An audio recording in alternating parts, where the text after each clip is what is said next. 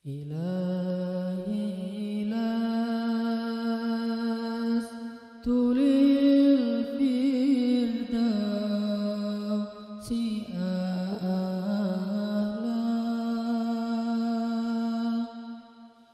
ولا أقوى على النار الجحيم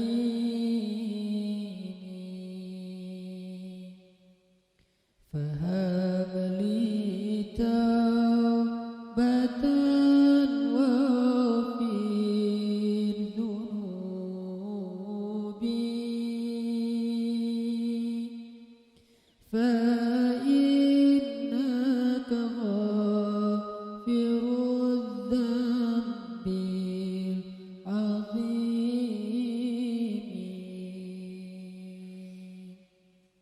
Teman-teman sekalian, bait-bait kasidah itu ditulis dan dirangkai oleh para ulama adalah tentang pengakuan dosa seorang hamba.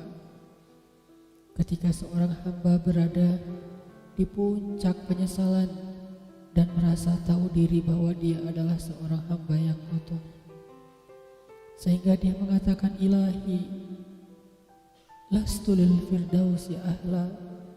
Ilahi, sesungguhnya saya tidak layak masuk ke surga Firdaus. Saya kotor, saya hina, saya penuh cela, saya banyak aib, saya banyak dosa. Sangat tidak layak saya masuk ke surga Firdaus-Mu ya Allah. Tidak ada satupun amal yang bisa saya banggakan sehingga menjadi jalan bagi saya masuk ke surga Firdaus-Mu ya Allah. Kita harus merasa diri kita rendah di hadapan Allah. Itulah kenapa kita sujud. Dan Allah suka kepada orang yang merendahkan diri di hadapannya. Itulah kenapa Allah suka kepada hamba yang bersujud. Seandainya pintu surga itu terbuka dengan kunci amal solih, saya tidak punya kuncinya ya Allah.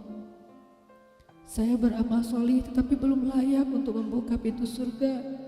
Saya sholat, saya puasa, saya tarawih, saya sedekah, tapi semua itu belum cukup untuk membuka pintu surga karena keterbatasan amal solih saya. Masih banyak kesalahan dalam amal-amal yang saya kerjakan karena saya bodoh ya Allah. Lalu bagaimana nasib saya kelak di akhirat ya Allah? Jika ditimbang-timbang, sungguh kedurhakaan saya lebih sering daripada istighfar saya ya Allah. Saya tidak pantas menjadi penghuni surga ya Allah. Wala aqwa 'alan naril jahimi. Tetapi saya juga tidak akan kuat dengan azab neraka jahim-Mu ya Allah. Karena sesungguhnya tidak ada satupun dari makhluk-Mu yang sanggup merasakan azab neraka. Semuanya takut kepada neraka-Mu ya Allah. Jangankan 1 tahun, jangankan 1 bulan, jangankan 1 hari, sedetik pun tidak akan sanggup ya Allah. Karena saya mendengar sesungguhnya Rasulullah SAW bersabda, azab yang paling ringan bagi penduduk neraka adalah dipakaikan baginya sendal terompah dari api yang membakar kakinya sampai mendidihkan kepalanya. Itulah azab yang paling ringan di neraka untuk orang yang paling ringan berbuat dosa. Bagaimana dengan saya ya Allah? Dosa saya banyak, saya pernah durhaka kepada ibu bapak saya. Itu saja sudah cukup bagi saya mendapatkan azab yang lebih besar di neraka dan saya tidak sanggup ya Allah. Saya pernah durhaka kepada ibu saya marahi ibu saya karena satu kesalahan. Padahal saya lebih sering berbuat salah dibandingkan ibu saya. Tapi ibu memaafkan saya. Ketika di waktu kecil saya memecahkan barang-barang ibu saya memungut barang-barang itu sambil tersenyum, membelai kepala saya, mengatakan nasihat-nasihat yang baik. Sama sekali ibu saya tidak marah kepada saya saat itu. Tapi ketika telah dewasa, tidak sengaja ibu saya yang sudah tua renta kadang memecahkan barang saya, merugikan sedikit saja dari harta saya marah seperti setan ya Allah. Saya bentak ibu saya ya Allah, bahkan kadang membuat ibu saya terluka, kaget, takut. Pantaskah seorang ibu merasa takut terhadap anak yang dia kandung 9 bulan, yang dia lahirkan dengan taruhan nyawa, yang dia susui dengan darah dagingnya, yang dia didik, dia jaga, yang dia berjaga di malam hari tidak tertidur demi untuk menjaga anaknya dari seekor gigitan nyamuk? Pantaskah ibu merasa takut terhadap anaknya sendiri? Cukup satu dosa besar saja durhaka kepada ibu membuat saya pantas masuk api neraka. Belum lagi dosa saya kepada ayah. Ketika saya berdebat habis-habisan di hadapan ayah saya, hanya ketika ayah saya menasihati saya dengan satu nasihat sederhana, saya debat ia, seolah-olah wawasan saya lebih banyak, ilmu saya lebih banyak, pergaulan saya lebih luas, pendidikan saya lebih tinggi. Padahal semua itu saya dapatkan hasil dari perjuangan dan pengorbanannya. Ketika keduanya sudah menjadi tua dan lemah, kadang keduanya rindu kepada saya, ya Allah. Mereka memberi kami pesan, ya Allah. Mereka bertanya, bagaimana kabarmu anakku? Tapi kami tidak peka. Hati kami tertutup dengan ego dan sombong. Kami tidak bisa membaca teks itu dari perasaan mereka. Kami hanya membaca teks mereka dan tidak segera membalasnya. Kami anggap teks dari orang tua kami tidak penting, masih bisa ditunda untuk dijawab nanti sore. Padahal mereka sedang kangen, sedang rindu kepada kami, ya Allah.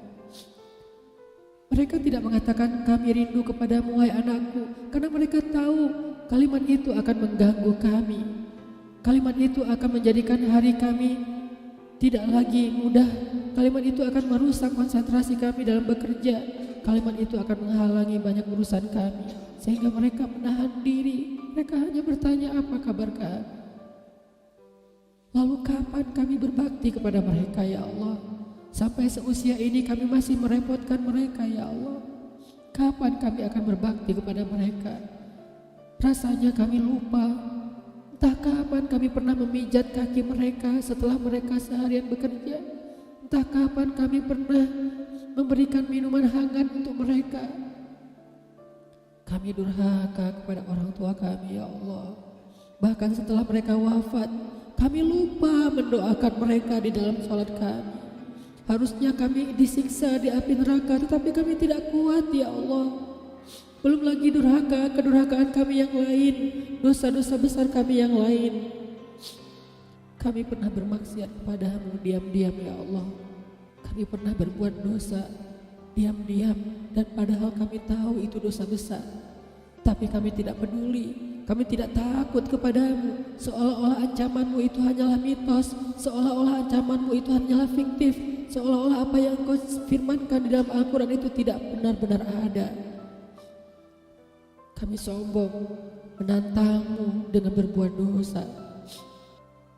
Banyak dosa yang kami tidak bisa menyebutkan satu persatu, ya Allah. Keluh lidah kami untuk menyebutkan dosa-dosa kami, ya Allah. Malu untuk menyebutkan dosa-dosa kami, ya Allah. Tidak ada yang bisa kami harapkan darimu selain Engkau terima taubat kami, ya Allah.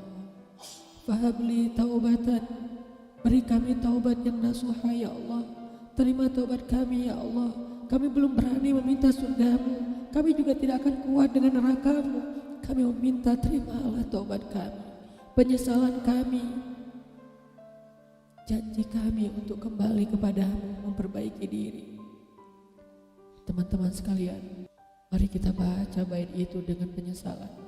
Kita baca bait itu seolah-olah kita sedang curhat kepada Allah Subhanahu wa Ta'ala. Ilahi las fi